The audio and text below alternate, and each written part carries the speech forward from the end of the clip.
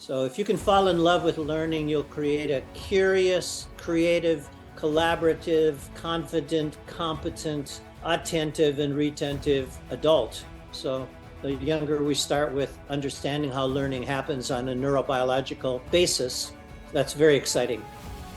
Just by moving while you're trying to learn something new, you're getting more oxygen, you're getting more glucose, you're getting attention and retention, and you're getting the fertilizer that allows your brain to be more flexible, more attentive, more creative. I often say, never devote your life to anything that you can accomplish in your lifetime. Dr. Rich Melheim, a neuroeducator and early learning systems designer, is reshaping the future of education through his groundbreaking work. He blends neuroscience, creativity, and innovation, all driven by one mission: bringing access to excellence through the arts, technology, and community. He is the founder and CEO of Rich Learning Global, leading a new era of educational transformation. You have to have that foundation. Without the foundation, you can't push off. You can't head into the world. But if you just sit in that same safe, complacent spot, you're never going to go anywhere. You're never going to get anything done. You're never going to have that adventure. It is not the hard time that makes you strong. It's hanging on and waiting for the healing in the hard time that makes you strong. If you're going to live, you're going to have pain. If you're going to love, you're going to have pain. If you're going to try, you're going to fail. You might fail more than you succeed, but you just don't stop. So, Dr. Rich, what is your latest passion? Well, I'm fascinated by neuroeducation and how to maximize the learning process, especially for kids with learning disabilities. How can you short circuit the short circuit of dyslexia? How can you short circuit the short circuit of ADD, ADHD? How can you take what the child can do and multiply it in such a way in the learning process that they love learning?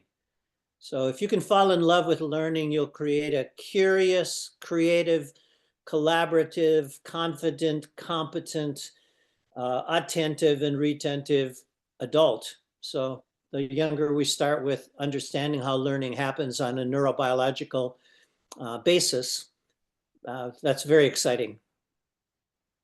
Once the educators understand this, what happens? Yes. Well, I was mildly dyslexic when I was a child, and I didn't know I was dyslexic until I was in my 50s when I went to the early reading lab. The dyslexia expert of the United States, Dr. Marianne Wolf, who wrote a book called Proust and the Squid, and she studied brain scans of children with dyslexia to try to understand what's going on in the little brain if they're having a hard time reading. And with their brain scans, they cut the seconds into 500 pieces. So they watch where the electrical impulses are going throughout the brain, and they watch where the oxygen is heading in the brain. There's two really very precise kinds of brain scans that we have, the fMRIs and the PET scans, which have given us, in the last 20 years, a window into the learning brain. We can see exactly what happens. Try this method, this is what happens. Try this method, this is what happens. Sit in a desk all day, not much happens. Anyway, I learned from Marianne that a child who has an easy time reading, there's a lot of activity in the left side of the brain, in the linguistic and phonic centers of the brain. And the child is sounding out the symbols. My doctorate is in a field called semiotics. And my specialty in semiotics is understanding symbols and signs and meaning. I started with a dissertation under the title, The Meaning of Meaning, in a post-Gutenberg Google world. How do we make meaning? Well, for a child to be able to learn to read, they have to start with the foundations. So you have to understand the letters or the symbols if you're reading kanji or Chinese Mandarin, whatever. And you have to associate something with those symbols. First, you have to recognize a symbol. Then you have to identify the symbol. Then you have to comprehend what that symbol means or could mean. And then you have to harness it and put it to work. I ended up writing a whole book called Rich Learning, all about recognize, identify, comprehend, harness. So if a child sees a letter like this, a C, somebody has to teach them that in certain languages, that's a C, okay? But what does it sound like? And it could sound like California cauliflower, Coca-Cola. Well, why would it sound like that? But it could sound like cinnamon or symbol or scent or central. How come it's a C in one place that sounds like a K, but it sounds like an S in another? Now, there's some alphabets, Cyrillic alphabets and such, where every letter only makes one sound. And it's much easier to learn the rules and learn the codes if every letter only makes one sound. But English is a connection and a combination of Latin and Greek and Germanic and Old French and New French and just all of these things. And each of them comes with certain sets of rules. So in order to learn to read, which is going to be the foundation of your future, literacy is a ticket out of poverty. And in this world today, English literacy will change the trajectory of your life in most of the third world and developing countries. If you're literate in English, you have so many more opportunities. Sometimes some would say you have 8 times more income potential if you're literate in English. Okay, that's why our very first tower in our metaverse is going to be a game that you play to learn English. But to recognize that there's a letter and to identify that it's a C, and then to comprehend how it could be. So we've written 500 songs for little children to be able to understand these things. And there are rules that go with it. There are secret hacks, secret codes. And in the English language, usually when a C is followed by an O or A, it always sounds like a KKK. When a C is followed by an IEY, it'll make the S sound. Give it a try. Coca-Cola, California, cauliflower. So if you can learn the code, right? Yeah. I see an A next to this C, it's a K. And if you embed a silly little song when a C is followed by an O or A, it sounds like a K. If you can embed some things in the brain to help them recognize, identify, comprehend, and then harness and put it to work. When a C is followed by an IEY, it makes the S sound: cinnamon, symbol, central. So that's what I'm really excited right now about. How can we take whatever learning, whether it's English, if it's math, if it's science, if it's history, if it's virtue, whatever we do, could we teach the way the young brain learns the best? Could we employ the tools the young child loves the most? And then can we engage the parent or the grandparent or the primary caregiver, whoever's saying goodnight to that child? Could we engage them for a few minutes at night to review and preview and also harness the power of sleep? Because in sleep, if you study sleep, you get all kinds of gifts. You get memory consolidation. You get creativity and connections. And in between the dream phase, the rapid eye movement phase, and the deep sleep, the slow wave movement phase, thousands of times each night, there's a ping pong game going between, this is the new thing I learned, here's something I already knew, the new, the new, the new, the new, the new. And if you can get a good night's sleep, you wake up with a, I know what to do now. You really have the learning. So I'm excited about neurology, understand neurology from a molecular, cellular, structural, bodily, and environmental basis. And I'm very excited about short-circuiting the short circuit of learning disabilities. And I'm very excited about employing the power of a good night's sleep and someone with that child when they lie down and when they rise, which are the 2 most important times of your entire life as a sentient learning computer being here. When you lie down and when you rise are going to be more important than pretty much the rest of the day. Is that a long answer to a short question? Yeah. But what an important message, like the people that learning happens after we sleep. Yes, and And it happens during sleep during sleep, like in a we know way that that it, we learn something yep, after we wake up. And yep. how did you translate everything you know about the brain? How did you translate it into practical steps now? Um, it's actually quite easy if you understand first the molecular basis of memory. And everybody knows you need oxygen to be awake, to be wide awake. And if you yawn, everybody yawn now. What is a yawn? The yawn is just the brain saying, I need more oxygen. I'm not getting enough oxygen. Well, you don't get a lot of oxygen when you're sitting in a chair. So how come in school we're sitting in a chair all day? You know, we understand that the optimal time to learn is after some exercise from a molecular basis. To have attention, you need oxygen. You don't put cheap gasoline in a high performance sports car and expect optimal results. You're just not going to get good results, top results, if you don't give high octane, oxygen, fuel, because the brain needs that for attention. And if we're moving our bodies more, in fact, I can show a diagram, if you wish, of the brain after 20 minutes of exercise versus the brain after 20 minutes of sitting in a chair. It's an entire different brain ready to learn if you can get about 20 minutes of movement. So the first thing we do with our early learning experiments, and we've done these in India and in Ethiopia, in the poorest county of South Carolina, in a rich suburb of Minneapolis, the first thing we do is when we're going to learn something new, we get out of our chair and we jump and we sing and we dance. We'll embed the learning in a song. When a C is followed by an O or A, it always sounds like a K. Okay, we're going to embed it and we're going to fill our brain with oxygen. The other thing you get when you're moving your body is glucose. And glucose is the sugar that feeds the brain, the brain cells.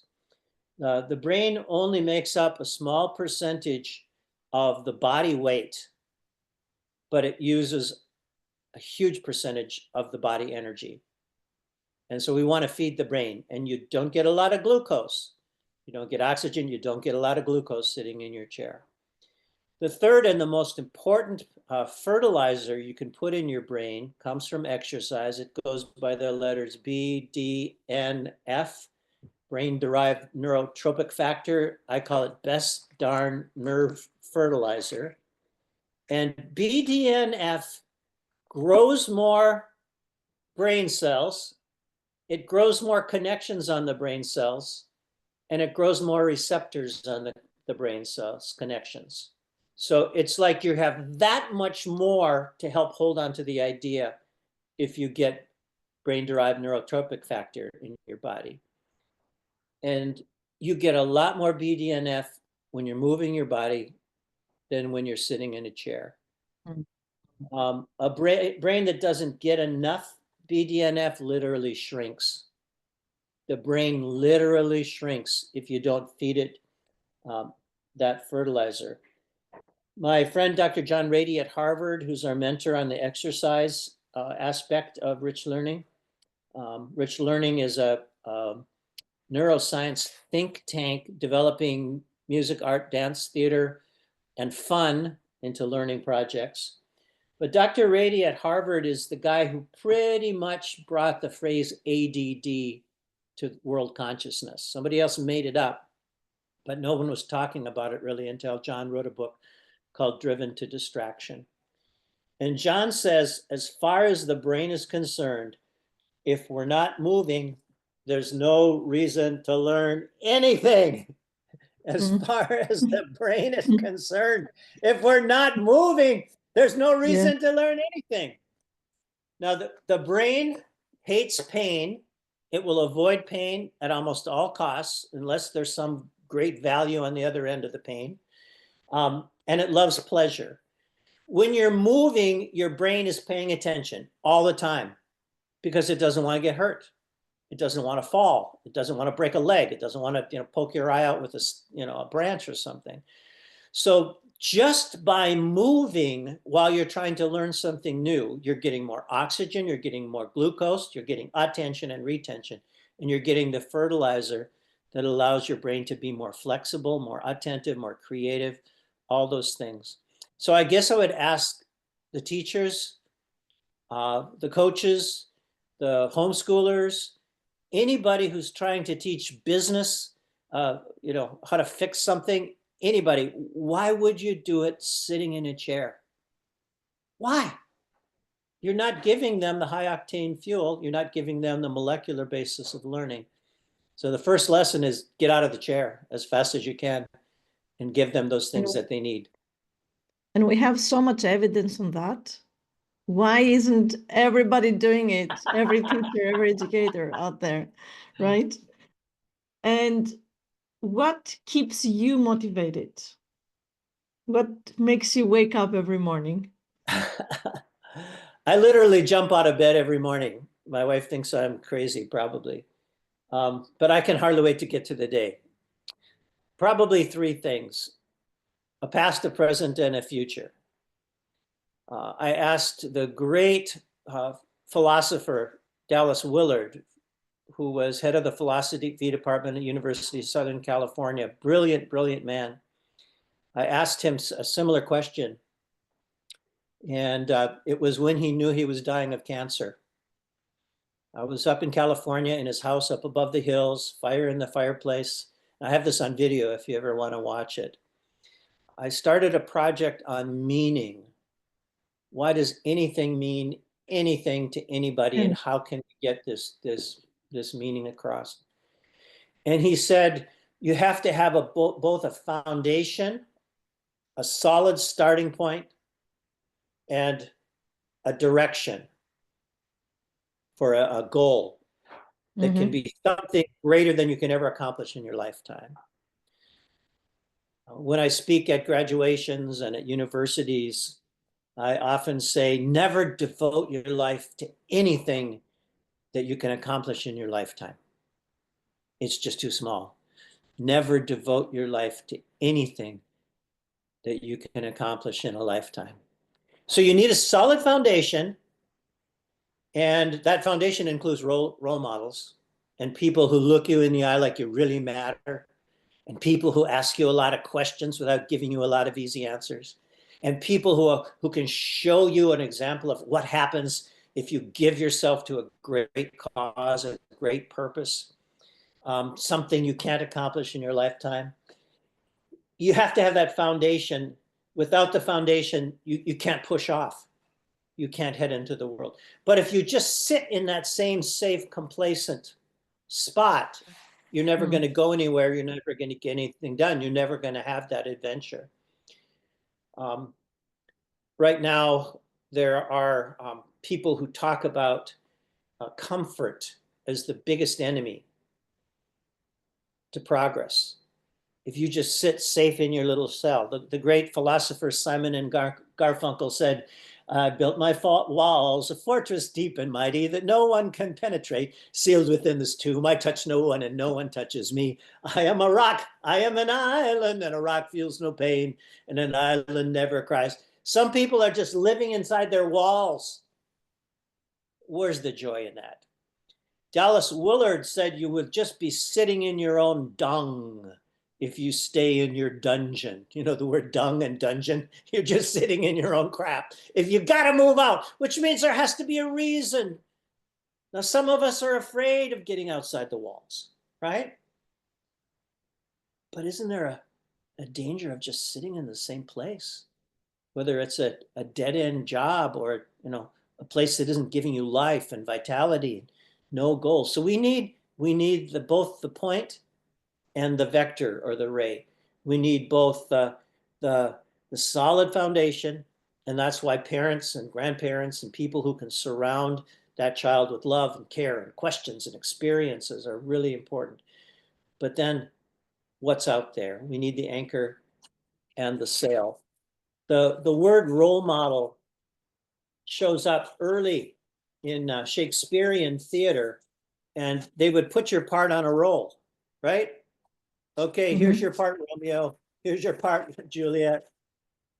Act this way, live this way. We need somebody Mm-hmm. who's living outside that wall to inspire us, and then just turn around and say, come on, I bet you can do it. We can do it too. I had that. So what motivates me? I had a great foundation. I had a mother who read to me every night.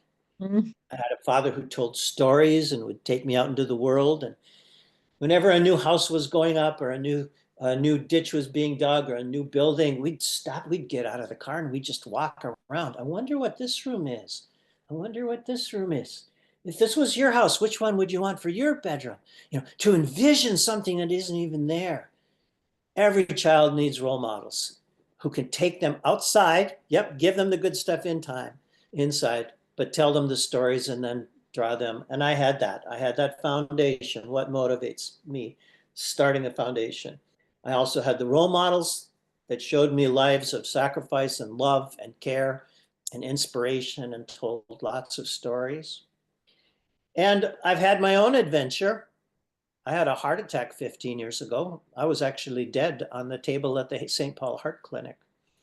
And Oh, when I came to, they said, welcome back. I said, was I gone? Yeah, you were gone. Um, and for me, I've had 15 years where every day is a gift. Every single day is a gift. And what do you do with a beautiful gift? You take good care of it. You use it for the purpose for which it was intended. I had a Pentecostal friend who said, God, God took you back for your test you flunked and had to send you back to do it all over again.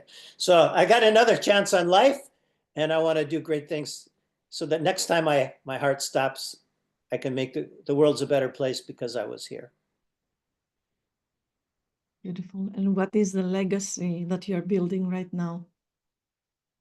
What goes beyond you, beyond your lifetime?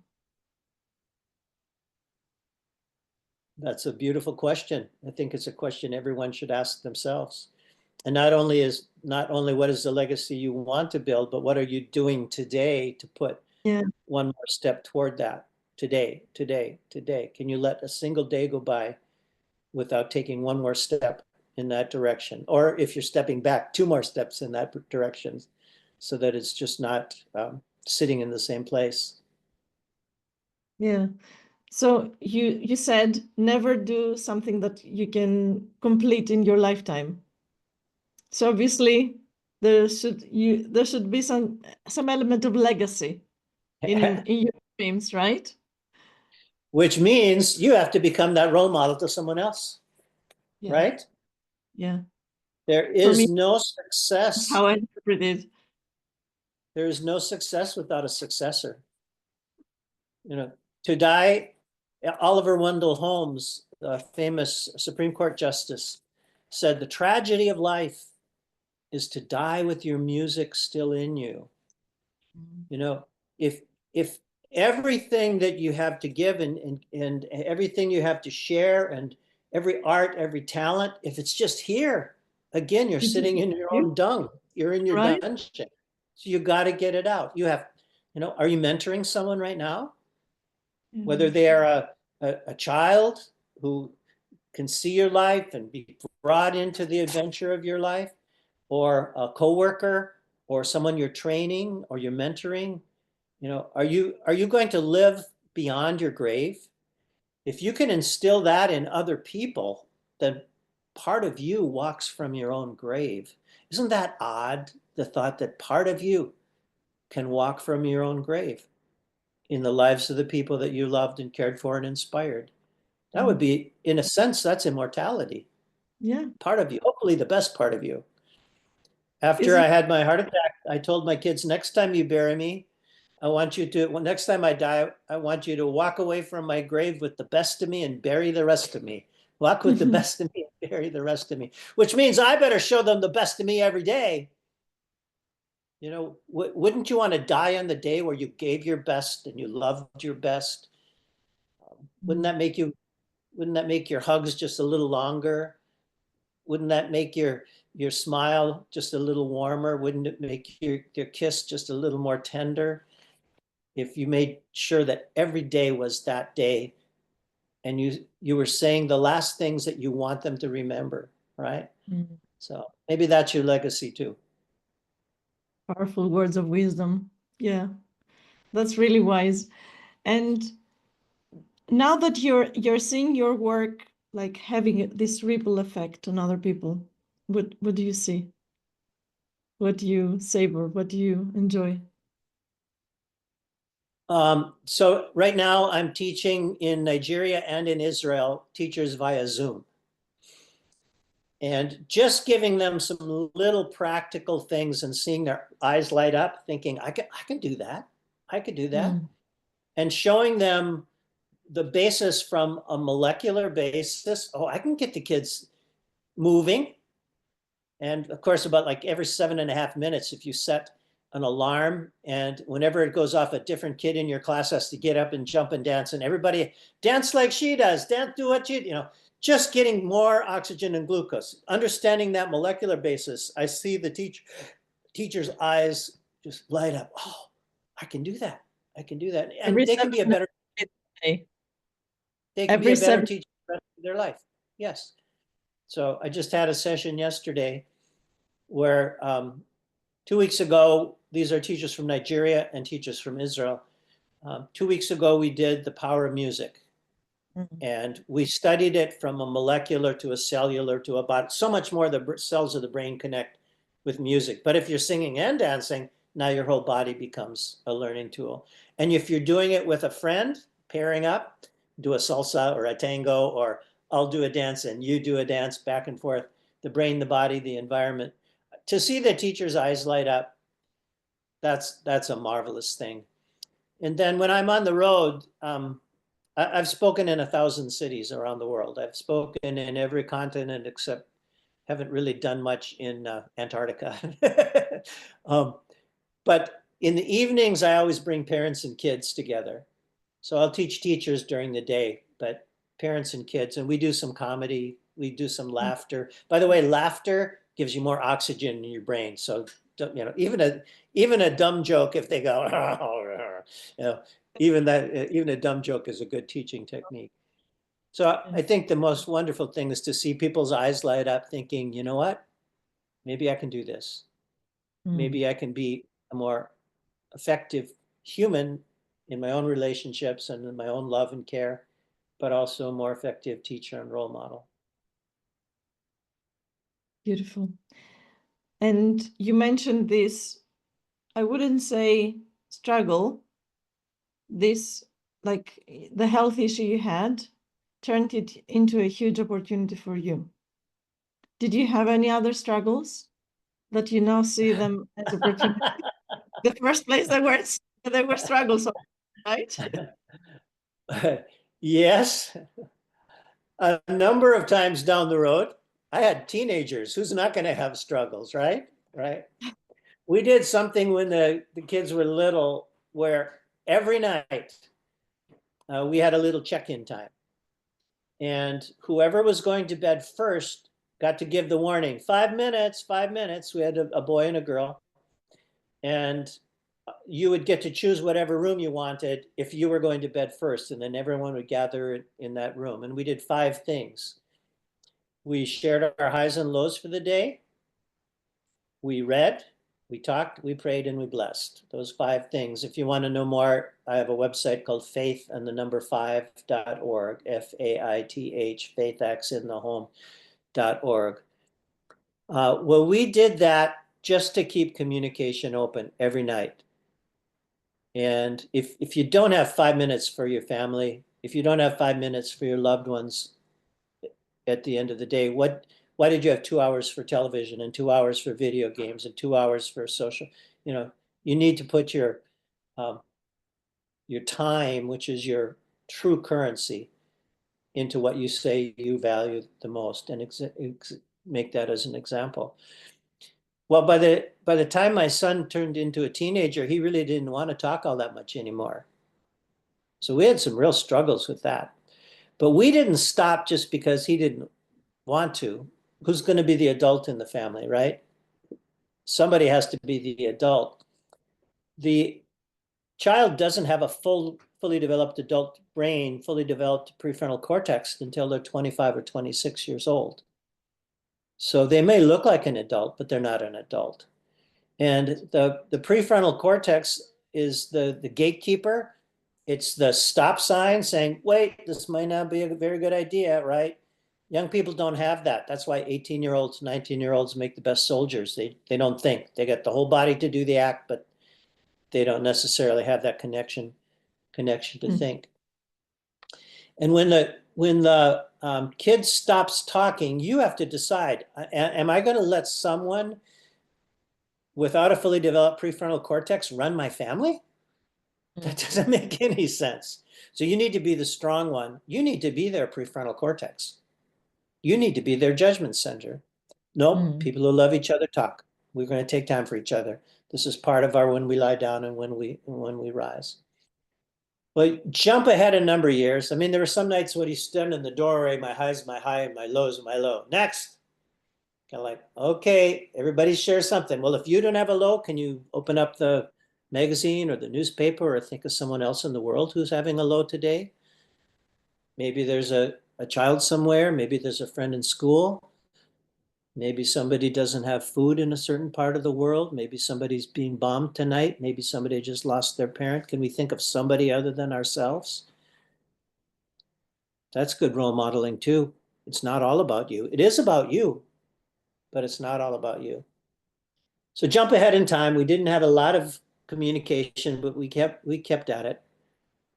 And my son had finished college and decided to go to New Zealand for a year. He always wanted to go to New Zealand, you know, the Hobbit and Jurassic Park and all those things.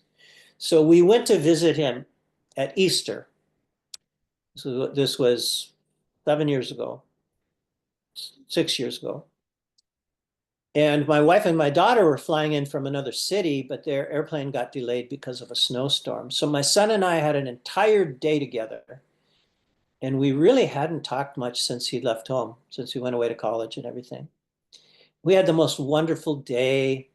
We went to these beautiful botanical parks. We went out on a canoe on this bay. We looked through the city. We went to some museums. And at the end of the day, we're sitting alone at a restaurant overlooking a hill, a beautiful park. And my son says to me, "Hey, Dad, what? Do you remember all those great talks we used to have when I was in high school?" What? Remember all those great days? What did he remember? I remembered mostly silence, but he remembered someone didn't give up on him, even though he had given up on that relationship for a while. Someone was the role model, someone was the adult. And I You think were that there. was one of the victories from a number of years of hurt and pain in parenting. Yeah. Just to be steady, be consistent, and you don't give up on them. You know, Yeah. in the long run, the hard thing eventually makes you strong if you hang on during the hard Yeah. time. He was fighting for his own independence, but inside he knew that the support system is there. Yeah. So you got the point and the vector. You got the solid foundation and the place out in the world. Oh, wow. You I'm asked about troubles. I mean, I've also had financial problems. I had my own business for 30 years, and there were months where we paid the whole staff and never paid ourselves. Months and months. But you make a commitment, you figure it out, and you follow through. I like to say I've been broke, but I've never been poor. That would make a good country western song. I've been broke, but I've never been poor. Anyway, if you're going to live, you're going to struggle, right? There's going to be pains. Yeah. And if you think of struggle like lifting weights, the more you lift, the more capacity you grow to lift, right? Muscles are made of millions of little strands, and it's not until they're actually worked to the point that some of those strands snap and bond over on themselves with a little mucus glue. That's where you get muscle tone. You don't get any muscle tones unless you actually work it. It is not the hard time that makes you strong. It's hanging on and waiting for the healing in the hard time that makes you strong. If you're going to live, you're going to have pain. If you're going to love, you're going to have pain. If you're going to try, you're going to fail. You might fail more than you succeed, but you just don't stop. Yeah, there's another Yeah. lesson for today. And how many people misinterpret all those struggles and failures and give up on themselves, right? Yeah. Yeah. That's why we have to keep sharing, and people like you should be keep sharing and traveling around the world again and sharing. Beautiful, beautiful. What is one tip you would give to somebody who is in education right now, post-pandemic? We're seeing all this, the aftermath of the lockdown. We're experiencing it right now. And we see students with limited vocabulary, with limited mental resources. What is one tip you would give to an educator listening right now?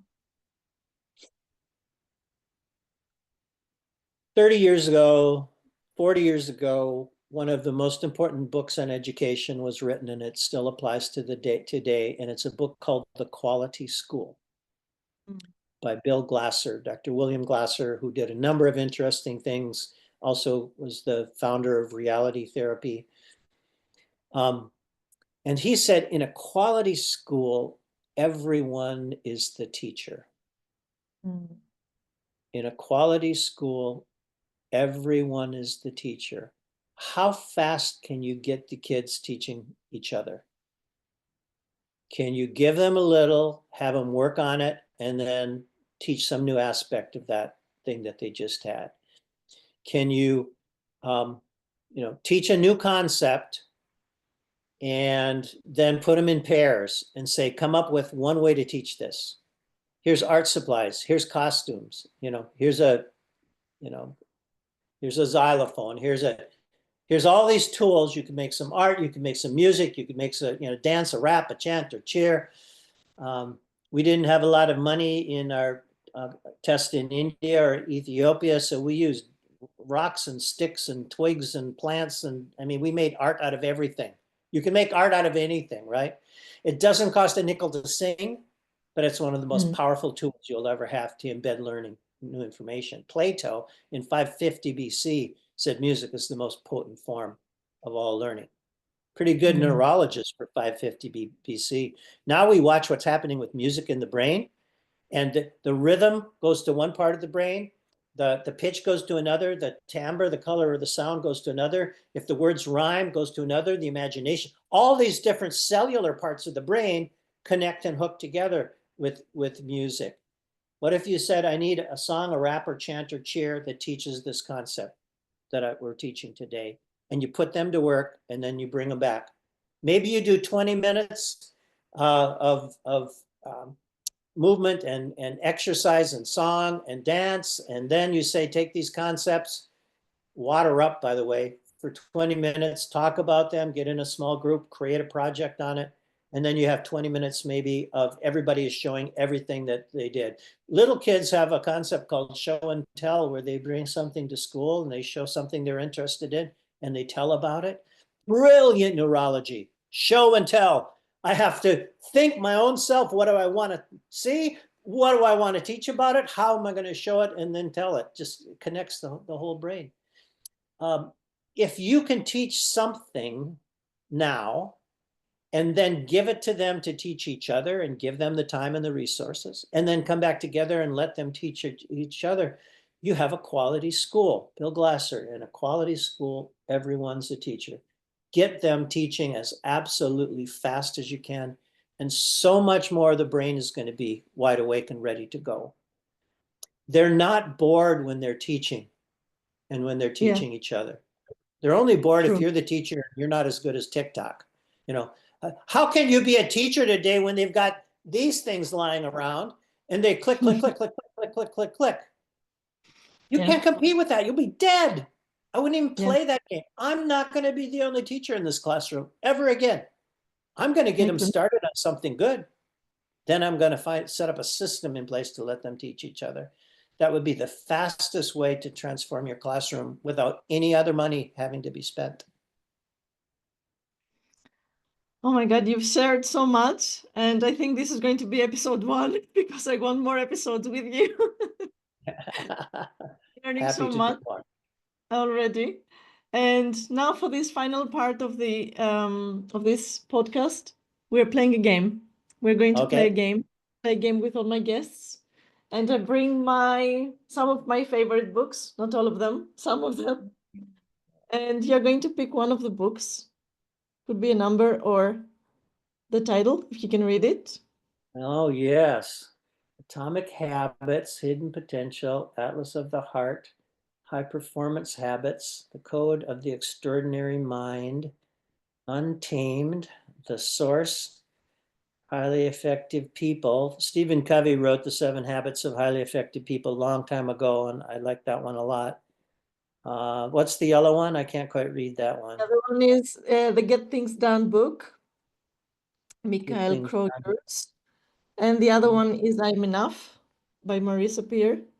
Okay, those are great titles. Let's go with The Code of the Extraordinary Mind. Listen, listen, Vakani. And give me one page. One page, Yes. 134. 134. Okay, 133 was my first pick. 134. And one line. One line. Last line in the second paragraph. Okay.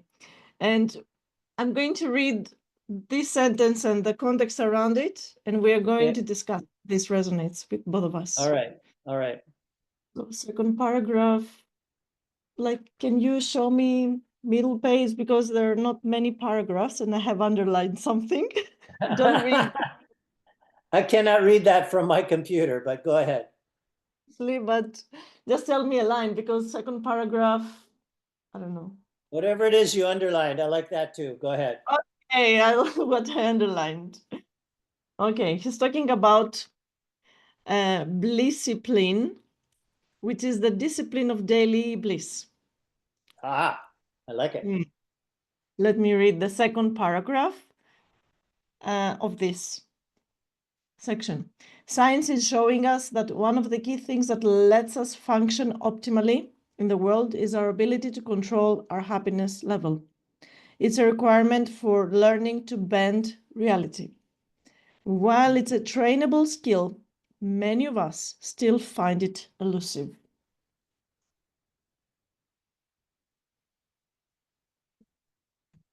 The ability to control our happiness. So, Level. so I don't want people to be happy. Happy, happen, happenstance, all is concerned with something on the outside that occurs. Something happens in space, mass, energy, and time. Okay? And that's not enough just to be dependent on whatever happens on the outside. Yeah. You need something much deeper than happiness. You need a deep sense of value and purpose. And that goes back to the line and the vector, Dallas Willard. You need joy because that stuff inside you, you could have an absolutely terrible thing happening on the outside, but if it doesn't get through your skin, if it doesn't get to you, you can still have your joy. On our 5th wedding anniversary, we went to Hawaii. My wife had always wanted to go to Hawaii. She said, "Can we go to Hawaii?" Sure, sure. I was very romantic. I said, "Sure, if you pay for it." Well, you know what? At her work, she stuck money away every month for 5 years, and it came up to our anniversary. She said, "We're going to Hawaii." Yeah. So we had this amazing trip. We lived about an hour and a half from the airport, and it was a blizzard. It was a freezing cold blizzard of snow. and flights were delayed and flights were canceled. But the night before, we drove to a hotel right by the airport so that at least we could get the shuttle and we'd know we'd get to the airport. And the flight did take off. They had to ice down the wings, and it was just dark, dark, dark all around us, dark, dark, dark. And we got to a certain point and we rose above the clouds, and it was the most beautiful, crystal clear, orange glowing sunrise. And I thought at that point, the sun is always shining somewhere. You just have to rise above it. Mm. If your whole attitude is based on the storm clouds over your head and the cold and the wind, and if you can lift yourself and say, you know what, there's something on the other side. There's something beautiful. There's something waiting for me. So in my faith tradition, it says faith, hope, and love are the great things that last. The greatest of these is love. If those can be your core purpose in life, faith and hope and love, faith, there's something on the other side of this tragedy. There's something on the other side of this ugly, horrible, no good, very bad day. There's something on the other side of this brokenness, this broken bone, this broken heart, this broken relationship. If you can have the faith and the hope that there's something on the other side that's good, then you can rise above it. And what happens to you doesn't have to destroy your life. Teach kids as young as possible that they have agency, they have power, and they can take bad things and make good things out of them. You don't have to like it, but you can believe there's something on the other side, and you're going to get through, kid. You're going to get through just fine. In fact, you're going to be stronger because of it. Bones are that break and that are set well are stronger in the broken places. Again, it's not the hard time that makes you strong. It's hanging on for the healing. Mm. Now, I need a cast around me. I need the support to take care of me and hold me during those bad times, relationships. Who holds you when you can't hold yourself, right? Who's your cast?